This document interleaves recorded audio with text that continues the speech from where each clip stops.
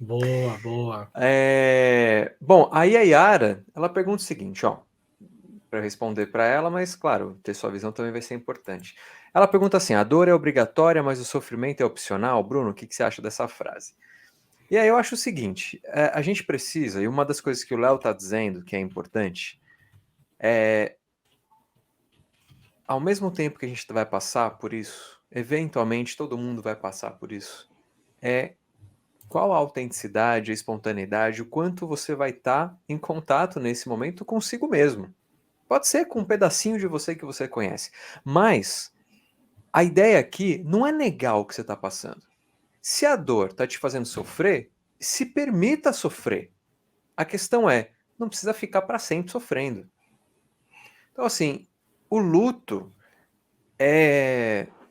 Ele precisa. Tô passando agora pelo luto, tá? Para exemplificar. O luto, quando a gente passa, é sofrido. Vamos supor que é um luto de um ente querido que morreu. Ah, mas não existe morte. Tá bom. A morte física, a morte do corpo físico, né? Se você prefere assim. Então, a gente vai viver um sofrimento pela saudade. O corpo. Não dá para eu chamar o cara mais para comer uma pizza. Você pode rezar, você pode conversar com o invisível e acreditar que ele está ouvindo e tudo mais. Mas, pô, eventualmente é sofrido e por um tempo vai ser sofrido. Se você falar, não, eu vou passar por essa dor sem sofrer, primeiro, você vai criar um problema psicológico para você mesmo. Isso vai ficar vivo em você, podendo até se tornar um estresse pós-traumático, dependendo do nível que você embota isso. E segundo, você precisa experienciar, você precisa viver a coisa. Então, quando você nega, você rejeita um sentimento teu, não porque você conseguiu assimilar, transformar, não, porque você não acha que é certo, então você não vai conseguir passar por aquilo de forma saudável.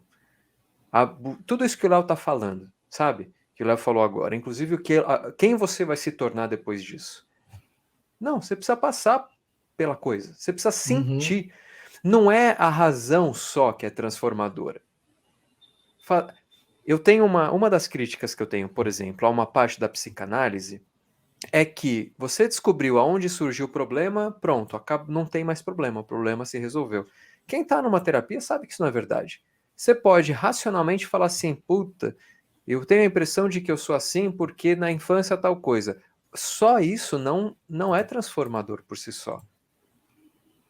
Você precisa sentir. O sentimento estava preso. Você precisa sentir. E eu trago essa ideia para cá também. Você precisa sentir as coisas por onde você vai passando. Você tá numa trilha, pisou num espinho, porra, grita, xinga, sofre. Mas depois vai lá, passa um álcool, lava com água e sabão, começa a usar chinelo ou qualquer coisa assim, protege o pé e tipo, não, vambora. Não é pra ficar, meu Deus, eu pisei no espinho, não vou mais. Ou isso vai infeccionar, vou perder o pé.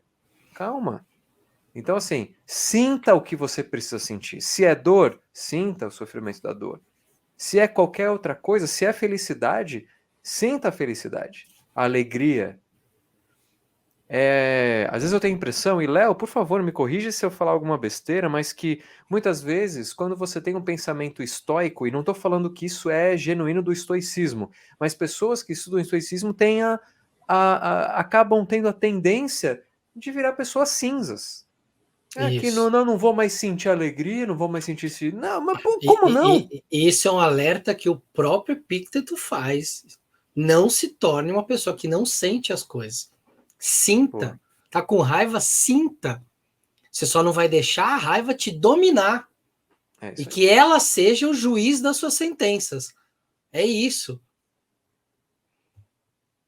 Perfeito, perfeito. Porque aí você coloca poder em certas coisas, entende? Se você só vive no racionalismo, não permite sentir, então você é escravo da sua razão. Você não é um cara incrível e maravilhoso por isso. Não, você é escravo de sua razão. Cadê a parte emocional? Cadê a parte espiritual que seja? Cadê a parte de manifestação? Não tem só um âmbito na vida. Tem um monte. Você precisa. É um intercâmbio. Né? Eu não tenho tanta autoridade para falar de Cabala como o Léo, mas a própria Cabala nos ensina que você precisa ser senhor de várias coisas. de vários âmbitos e de várias formas de ver o mundo. Entre elas, o material, o emocional, o racional, vamos dizer assim, e o espiritual. Assim como nos ensina o estudo dos elementos. E como parte dos elementos, a emoção também precisa fazer parte. Vou fazer uma pausa aqui e dar um abraço especial para o Lauro Nieblas. Pô, queridíssimo, queridíssimo aqui com o Superchat. Saudade, seus lindos. Bendiciones de bafomezinho para você. Para vocês. Laurinha, a gente estava esses dias falando do seu tio aqui. O verdade, Otávio Leal estava dele. aqui e a gente estava falando do seu tio aqui. Lembrei bastante de você. Saudade, meu amigo, não suma. Exatamente, tá lá com o espaço. Bem maneiro, bem maneiro. Boa, Bota aqui o nome do seu espaço, inclusive, cara. Tá com espaço maneiro. Bota aí o que seu site espaço aí. E a gente vai divulgar aqui. De grátis, porque você é Isso. brother. Exatamente, exatamente. Então é isso, né? A gente precisa, não é viver a vida pela razão, porque assim a gente vai. Não, vamos passar pelos perrengues, de preferência juntos, sabe? Mas a Noite Escura da Alma também tem uma parte meio solitária. Mas assim, se a gente puder dividir isso de alguma maneira, bom, tanto melhor também. Sim, sim. Então, se você começa a se sentir,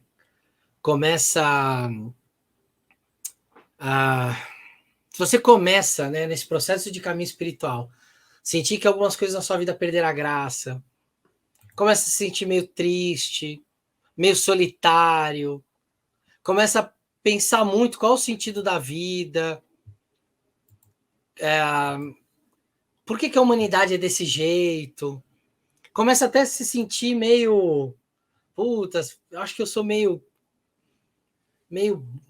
bosta, assim, acho que eu não sirvo para nada, acho que eu tô condenado a viver isolado, não consigo fazer nada, tô sem energia para fazer as coisas,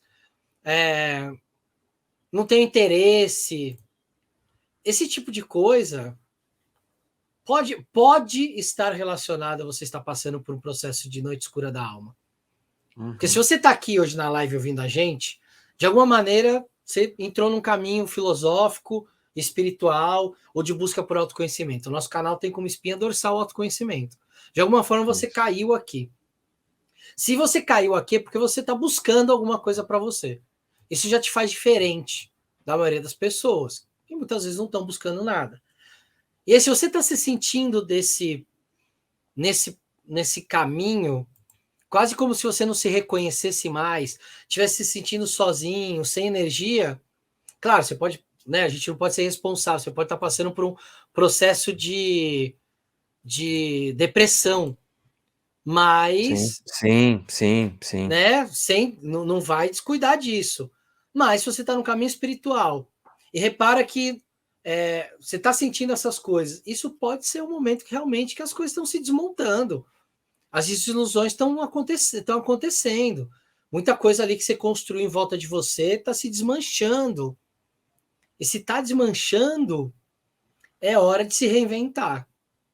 É bem um momento, eu acho que um animal que representa muito essa mudança, e a gente usa ele muito no meio místico, é a mariposa e a borboleta, que são lagartas, né, que estão ali rastejando,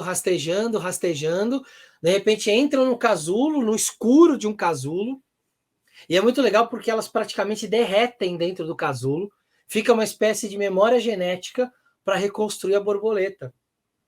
Então, olha só, olha que símbolo bacana. Não sabia disso, não.